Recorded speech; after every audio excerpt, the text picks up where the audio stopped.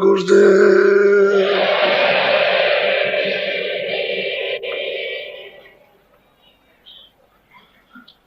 जय गुरुदेव नाम किसका,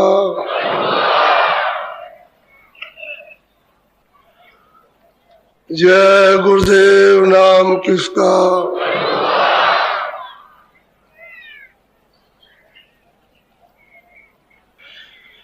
गुरु का ध्यान कर प्यारे,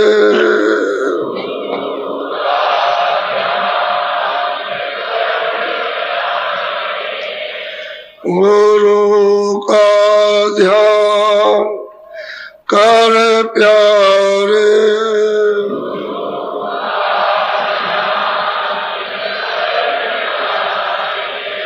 बिना इसके नहीं छूटना,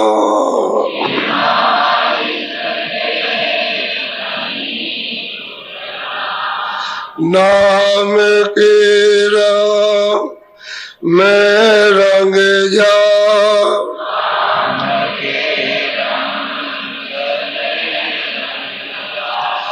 मिले तो धाम निज अपना,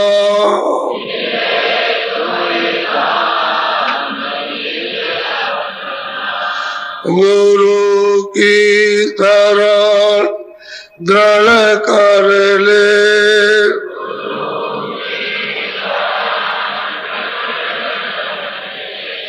बिना इस काज नहीं करना,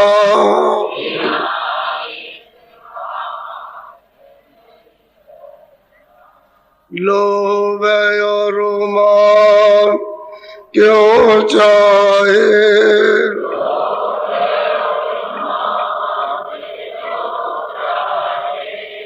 पड़ेगा फिर तुझे देना,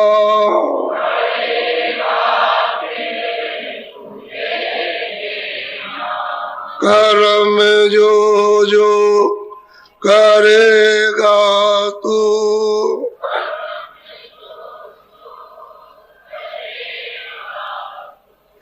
वही फिर भोग ना वरना,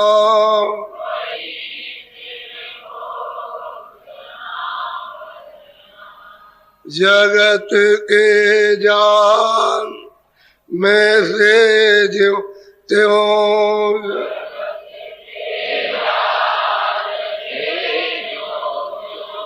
हटो मर्दान घी करना,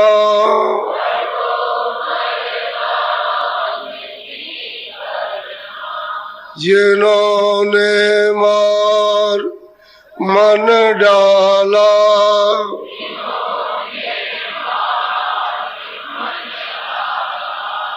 उन्हीं को तू माँ कहना,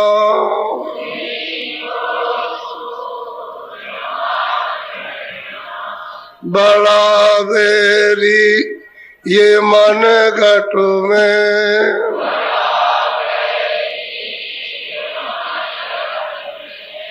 इसी का जीत ना कटना,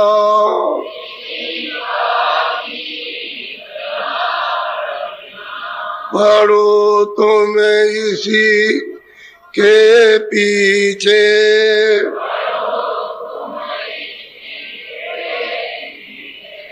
और सदैव यतन तजना,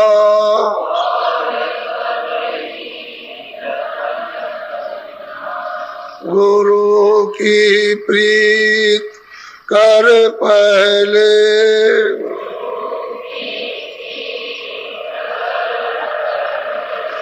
और घट साप को सुनना,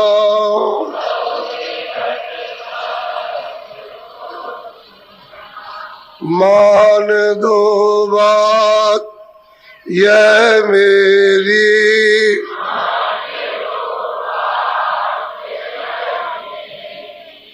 करे मत और कुछ जतना,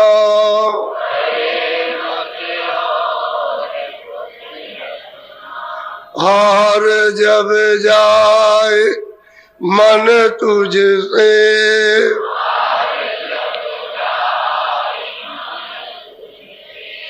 चढ़ा दे शोर को गगना,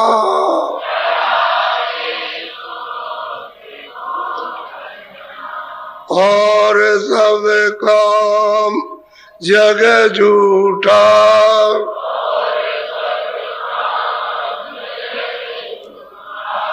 त्याग दे इसी को गहना,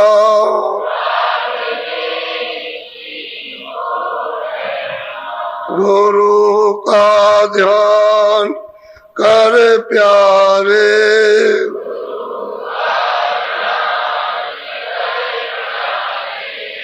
बिना इसके नहीं छूटना,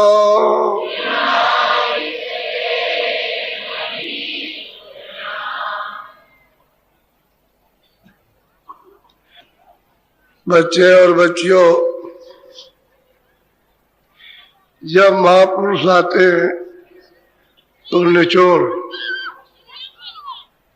आपके सामने रख देते हैं कि जब तक आपको वो महापुरुष पूरे नहीं मिलेंगे और उनसे प्रेम नहीं करोगे और वो तुमको चाहेंगे नहीं तो आपका कोई काम नहीं होगा,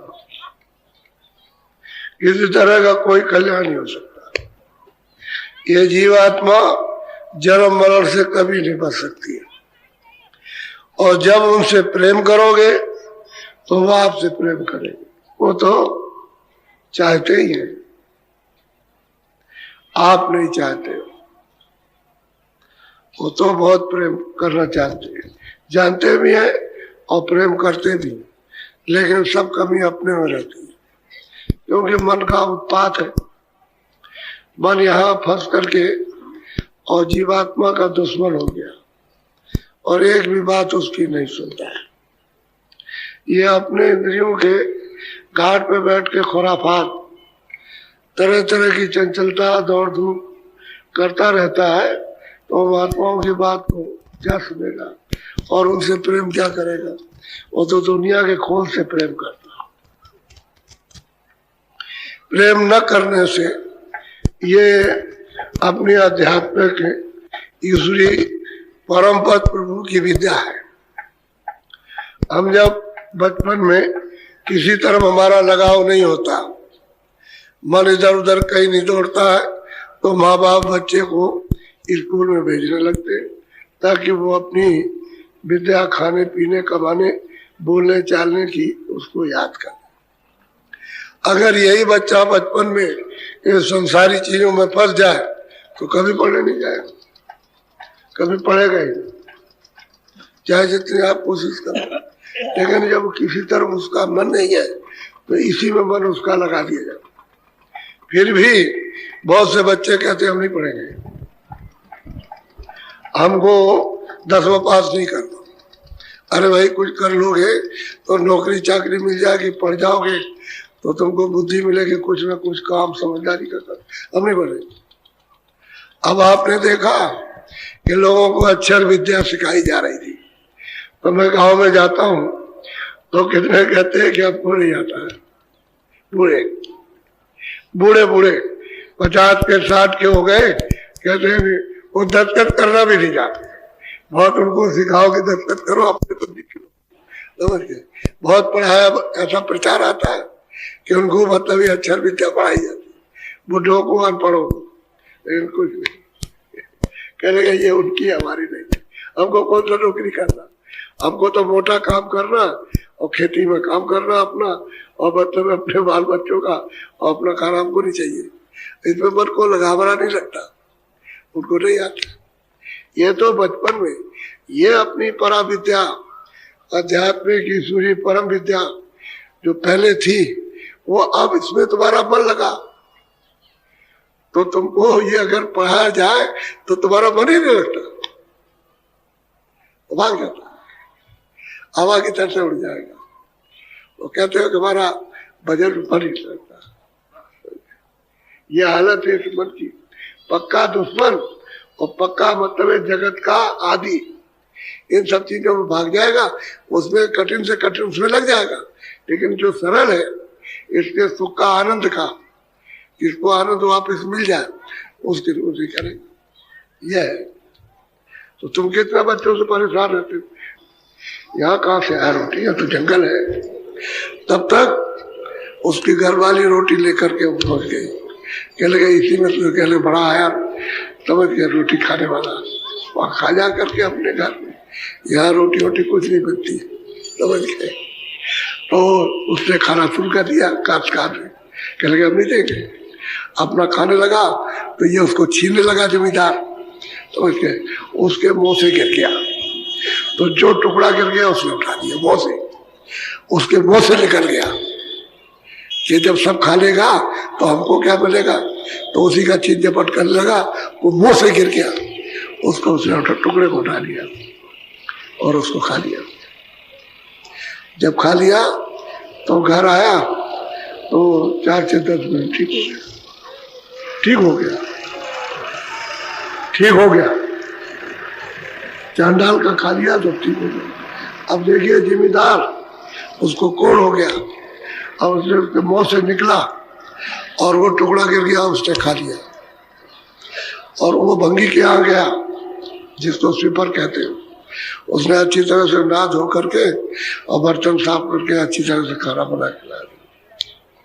अभी आपको कुछ पता ही नहीं है कि महात्माओं के वचन कैसे पालेंगे, उसको जानते ही नहीं। वो तो जो वचन दे देते वो तो फलना है, लेकिन जब तुम उसकी उपयोग क्रिया नहीं करोगे तो फायदा नहीं करेगा, नुकसान करेगा। ये तो सोचना चाहिए। एक जिम्मेदार बहुत बीमार था, वो आया महाराज जी के पास। कह लगे महाराज मुझे तो कोई दवा दे दीजिए, मैं बहुत बीमार रहता हूँ, मैं अच्छा नहीं बन पाऊँ, कीमती दवा खाई। अच्छा, कीमती दवा खाई? तो उनका चाहे काम कर, ताजे चना भुनाना, उसमें छिलका ना रहे, छिलका उतरा हुआ हो, और चना भुना लेना और उसको खाना तो ठीक हो गया।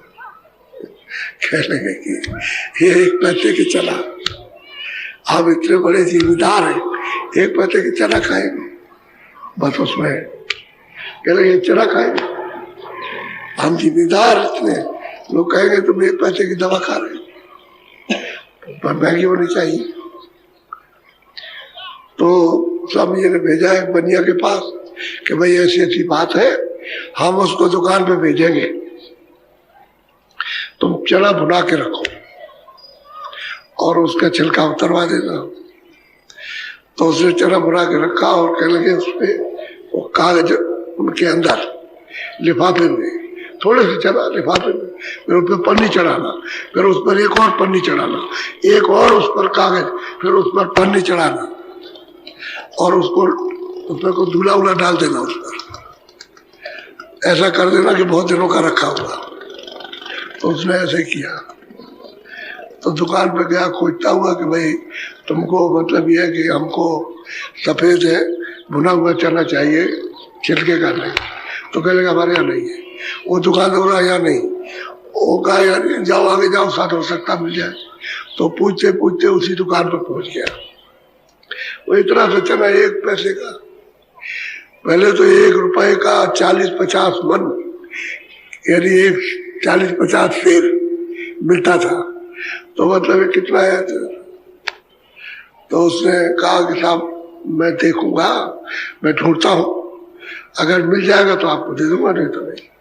तो ढूंढता रहा, खोजता रहा और फिर उसके बाद उसने कहा कि हाँ मिल गया। तो वही मिट्टी पड़ी हुई पुड़िया जो बनी हुई थी उसको ले आया, उसको झाड़ा जुड़ा उसी के सामने। कह लगे इसकी कीमत, कह लगे कीमत इसकी 50 रुपए, यानी उस चने का दाम 1 भी पैसा नहीं।